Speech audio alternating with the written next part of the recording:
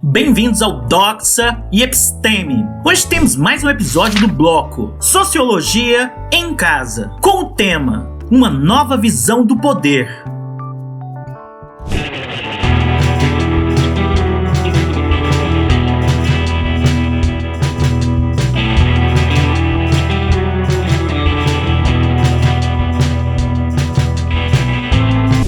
Começa aqui uma discussão sobre o poder, um dos conceitos fundamentais da reflexão sobre a política.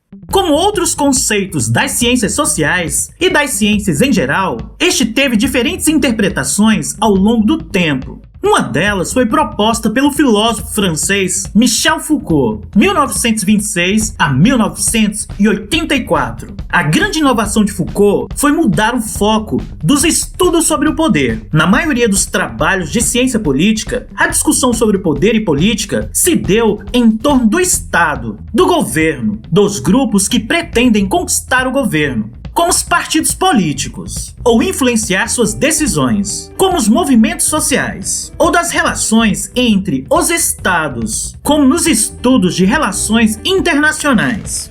Foucault propõe estudar o poder nos hospícios, nas prisões, na maneira pela qual a sociedade regula a sexualidade das pessoas, no modo como o poder e o saber científico se relacionam. Seu trabalho gerou novos temas de pesquisa, que têm sido intensamente explorados. Para Foucault, na sociedade moderna, o poder não seria exercido apenas por pessoas que mandam em pessoas, como os reis mandavam em seus súditos. Nesse caso, o poder é relativamente simples. Uma pessoa diz o que outra deve fazer, ou a proíbe de fazer o que quer. Na sociedade moderna, o quadro é muito mais complexo, pois o exercício do poder é mais sutil e não está ligado apenas à repressão, mas também ao conhecimento técnico, aos arranjos entre as instituições e à maneira como entendemos nossa vida e nos cuidamos.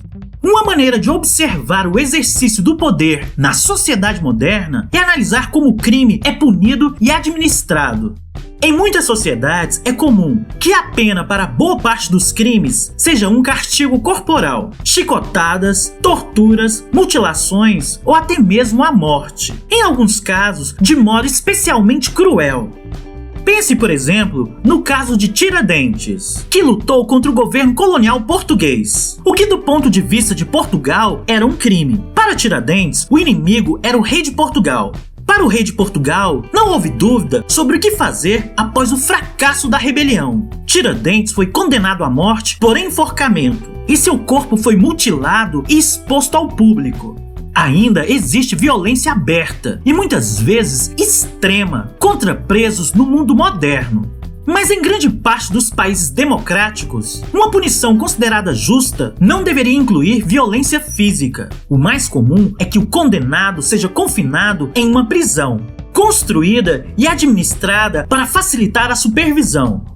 Na prisão se espera que ele seja reeducado e que aprenda os valores que regem a sociedade moderna. Com esse objetivo, especialistas estudam técnicas de reeducação. Psiquiatras procuram tratar comportamentos considerados desviantes. Cientistas desenvolvem remédios que podem alterar comportamentos violentos, etc. Nesta concepção, a violência só deveria ser aplicada quando tudo isso falha, como durante tentativas de fuga ou rebeliões. Comparada à tortura e à mutilação praticada anteriormente, a prisão moderna parece menos violenta, ao menos quando os presidiários têm direitos garantidos. Mas a prisão atual também tem outra dimensão. Pretende modificar o prisioneiro, torná-lo uma pessoa diferente. E isso não é opcional. É uma experiência pela qual ele é forçado a passar. Isso nos leva a outra característica da concepção de Foucault. O poder não é só algo que nos impede de fazer o que queremos. É também algo que ajuda a moldar aquilo que somos. Pense, por exemplo, na mudança ocorrida nas últimas décadas, na maneira de ver a sexualidade em nossa sociedade. Hoje há, sem dúvida, mais liberdade em diversas áreas da vida sexual nas sociedades ocidentais. Mas seria correto concluir que o poder desapareceu da vida sexual? Que não há mais regras? Foucault dizia que não. Hoje pode-se mostrar mais o corpo, mas este é intensamente regulado por padrões de beleza, produzidos pela mídia, e é constituído por especialistas em academias de ginástica e em clínicas de cirurgia plástica, e é vestido por especialistas em moda e tratado pela medicina, etc. Há, sim, uma administração, um governo do corpo por diferentes instituições e diferentes formas de conhecimento. Diante dessas observações, este autor afirma que a sociedade moderna desenvolveu diversas práticas disciplinares e, por meio delas, estruturou-se um sistema de poder que se baseia no controle e na submissão.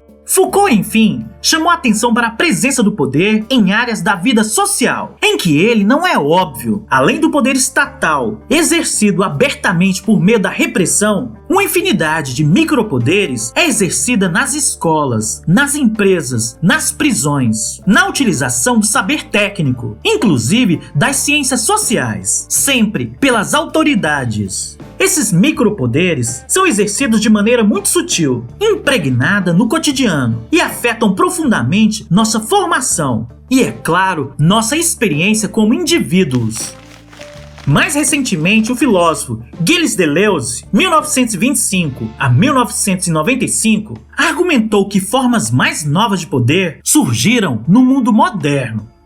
As instituições estudadas por Foucault tentavam moldar o indivíduo, sobretudo por meio da disciplina. Deleuze alertou para o fato de que as novas formas de poder seriam muito mais marcadas pelo controle do que pela disciplina.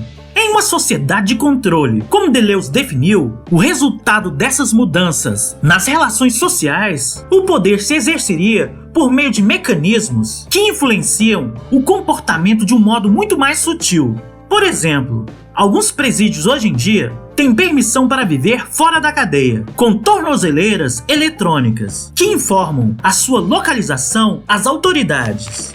Nas fábricas fordistas, os operários trabalhavam todos juntos, cada um repetindo a mesma atividade, com um ritmo ditado pela máquina.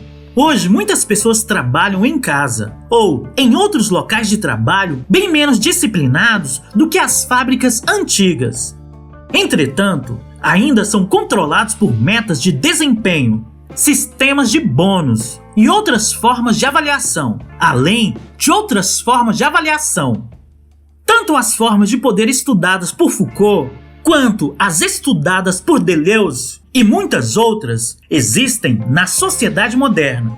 Não se trata de negar que a sociedade moderna traga, em muitos aspectos, mais liberdade do que as sociedades tradicionais, mas de perceber como nelas também há formas de poder com as quais precisamos lidar.